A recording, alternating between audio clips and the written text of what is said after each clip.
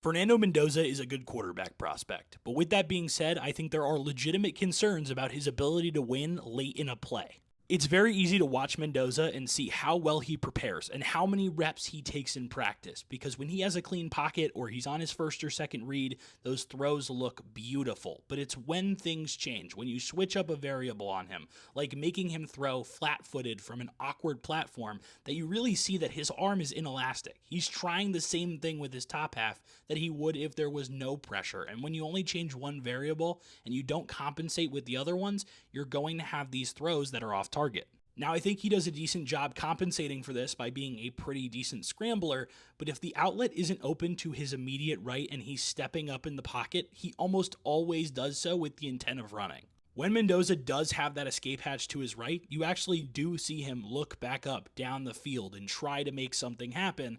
But like I said before, that arm angle is pretty inelastic. He doesn't have the raw arm strength because so much of it comes from his lower half, and these throws are largely off target when they're down the field.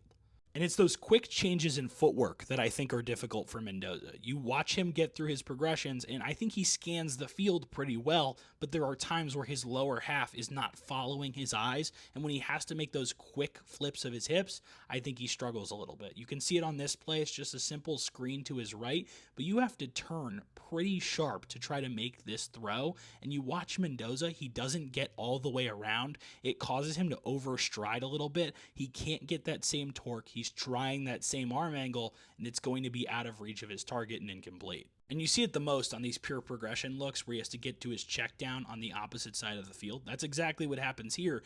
And I just don't know how repeatable something like this is. He almost had to jump into this check down. He gets both legs off the ground just to throw a little 5-yard pass to his right because that arm is inelastic and a lot of his strength doesn't come from his actual arm. Now, I'm not asking Mendoza to be Patrick Mahomes or Josh Allen who can win out of structure consistently, but I do think that he's going to have to win late in plays. And I think of a player like Matthew Stafford who is able to do this, making multiple split-second decisions late in a play despite being a pocket passer. This one he's going to face pressure on a bootleg, and he knows that he's not able to get his leg all the way around. So to compensate for that, he changes up the arm angle, throws this thing in sidearm so he can get a little bit of torque, and the ball gets there accurately. And that's a club that I really want to see Mendoza add to his bag, because I don't think that he's going to be able to consistently in the NFL live in this world where he's trying to do these Aaron Rodgers-esque jump throw foot pops down the field.